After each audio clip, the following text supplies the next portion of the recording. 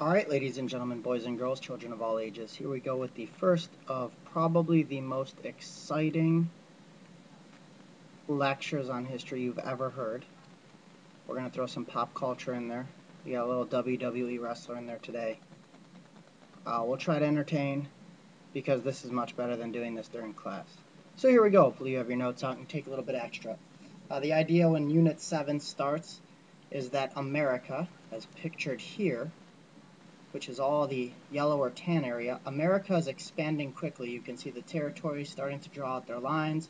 They're moving quickly to the west, moving past the Mississippi River, pictured right there. And they're moving into this new territory out this way. They're up into Oregon. We talked about that the other day. Now, the idea that America should go coast to coast, from Atlantic coast where they've been to the western coast or the Pacific coast over here, is the idea called manifest destiny. One of the writers wrote down that it was America's obvious fate or manifest destiny to fill in the map going from east to west, all the way and in between, whether it's through war, through takeover that way, through violence, or through buying territory, or whatever other ways necessary. Americans would fill that map in. And again, we've talked about how America is a growing country in the scope of the world. They've beaten England twice. They're starting to gain their legs. And, Americans at home now are thinking, we can and will move all the way to the coast. We start over here with Texas and Mexico. You have on the map down here now, Mexico had broken away from Spain in a mini civil war in their way, just like the Americans broke away from the British. So Mexico is its own government now, and Texas, the area of purple and tan over here, this is part of Mexico as well. And America had sent Zebulon Pike to map out the area, and that's how we know what's there. So in Texas, Americans are starting to move over there. Now, if you look at the map again, the territories for America end right around here. People are starting to move into this area. And people that are agreeing to bring in settlers from America are called empresarios. And to be an empresario, you agreed to bring families from the area with you, and in return, you got land for free in Texas. So the Mexican government was offering, hey, we're going to give this land away. We'll make money through you, through our government, through our economy. We'll give you the land. You bring the families with you. Everything works out pretty well. Now, the first American to agree to do this was a man named Moses Austin. He doesn't quite make it. He passes away from old age. His son, Stephen F. Austin, we know their last name as being the capital of Texas. And Stephen F. Austin we know as the founder of Texas.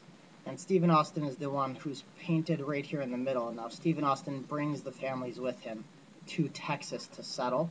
We know Stephen Austin today from pop culture because of WWE wrestling. There is Stone Cold Stephen Austin now. He is a wrestler, was a wrestler in WWE wrestling. He took his name from the founder of Texas. He was from Texas, or the wrestler is from Texas. His name's Steve Williams. He comes from Texas, and to honor the founder, he named himself after the founder, Stone Cold Steve Austin. Now, Mexico in 1825, like it says here, said that if Americans were going to live in Texas, they had to swear two things: loyalty to the Mexican government, follow their laws, follow their rules, and you had to be Catholic. You were not in America anymore. You didn't have religious freedom. You had to be Catholic. Now, within 5 years, 20,000 Americans are living there. Most all of them are farmers. That's what you did. Texas was a great area to grow the new cash crop called cotton, making lots and lots of money out that way. In order to grow cotton, you needed a huge plantation. We've talked about how on plantations you couldn't afford workers, so you bought slaves. Well, the Americans moving into Texas were breaking Mexican law. In Mexico, you were not allowed to have slaves at all. So Mexico outlawed the practice of slavery, and Americans continued to bring slaves with them. So the Mexican government, led by this man down here, General Antonio Lopez de Santa Anna, we'll call him Santa Anna from now on, he, as military leader and president of Mexico, imprisons this man, Stone Cold Steve Austin, for telling the people of Texas that because they want to bring slaves with them and follow their own kind of rules, and Mexico's not allowing that they should, the people of Texas, Americans, should break away from Mexico and form their own country of Texas. So just like Americans fighting the British, just like the Mexicans fighting the Spanish, Texas now wants to break away from Mexico. Now, on March 2nd of 1836, they declare their independence, just like America did back in 1776. The first big battle for the Texas War of Independence is at the Alamo, or the first one that you need to know. And there is a picture of the abandoned mission or church in San Antonio, Texas today. Here's a painting of what the battle would have looked like back then. And you have a group of Americans, and again, before we go into this, you have to understand that the government of America, the United States government and Congress, does not want to go to war with Mexico. That's their neighboring country. They don't want any part of the war, but the war is being fought between the Mexican government and the people of Texas. And the people of Texas mostly fighting this war are from America, and they believe in manifest destiny and believe that if they win this war, Texas will eventually be part of America.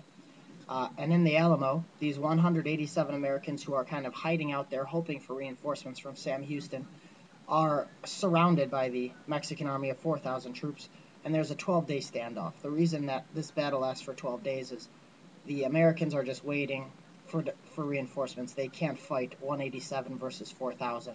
The Mexicans are not going to go in and kill all the Americans because that would be terrible for the newspapers. All Mexico needs is the newspapers to say that they massacred or murdered 187 Americans, and that calls for more people who are interested in manifest destiny. It calls for people to go out and help the Texans fight for their quest for independence. A few of the Americans that died there included Jim Bowie, who has a hunting knife named after him. You have William Travis, who's another famous American. And you have Davy Crockett, who actually was a senator at one time, who stepped down from his Senate seat and in retirement kind of moved to Texas to help the people of Texas fight for their independence. Now, this was big news back then. These important Americans that were famous. It would be the equivalent of having a famous movie star like a Channing Tatum or a Brad Pitt move out with the American army because they thought this was a right idea and go to, say, Afghanistan to go try to hunt down terrorists. It'd be big news today, and it was big news back then.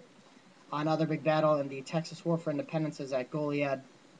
The Mexican government captures American prisoners there. It's another kind of wipeout of the Americans. It's another call for independence for Texas.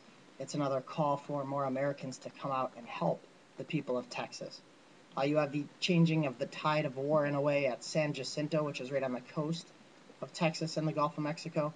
You have the American General Sam Houston, who Houston, Texas is named after, who captures General Santa Anna and his troops while they are taking a Spanish custom known siesta.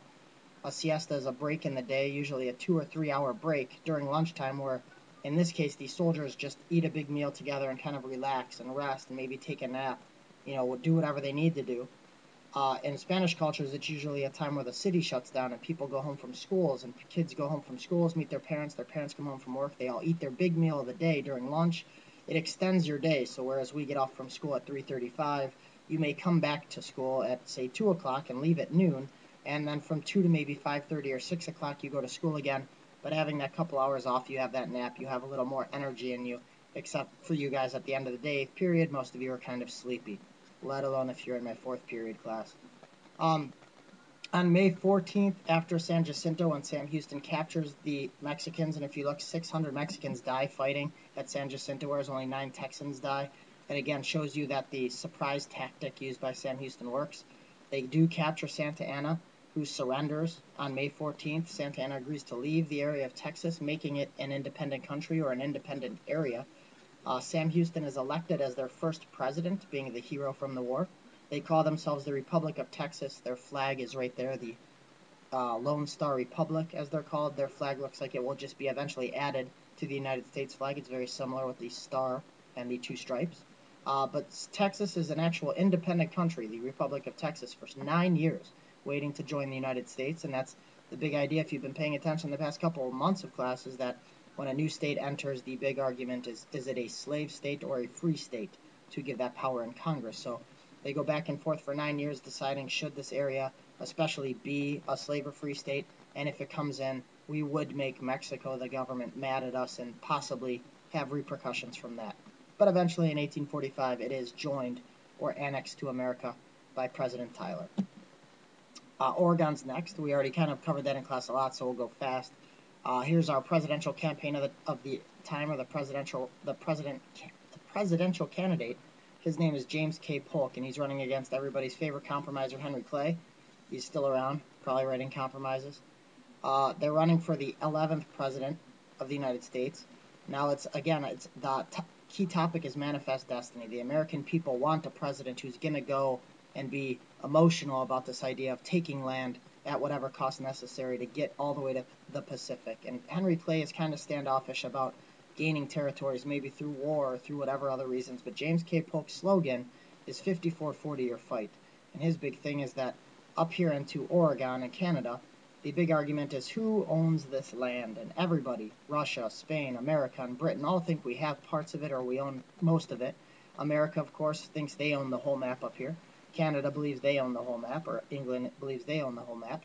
And the big argument for America is we thought this would be our line, our border, the 54-40 line. The British thought that the 42nd parallel would be the line, and James K. Polk was willing to go to war, and the people voted for him to be president. The compromise that takes place without going to war happens to be that America and Canada will be split at the 49th parallel right there. So America gets what they wanted, Canada kind of in a way gets what they wanted, everybody sort of wins for now, and people start moving into Oregon, especially Americans, to kind of start over. We went over that with the wagon trains moving over there. Now if you look on the bottom, it does say that statehood happens fairly quickly for Oregon. The first train leaves Independence in 1842, and by 1859, right before the Civil War, Oregon becomes a state. It's very quickly colonized in a way by the people of America. They get there fast. And again, it's that idea to start all over. It's the American dream. Leave what you had or leave what wasn't going very well and start all over with a new life out in Oregon. So hopefully you guys paid attention today, took some notes. Make sure you have the notes with you tomorrow when you come in to take your quick assessment. Have a good night.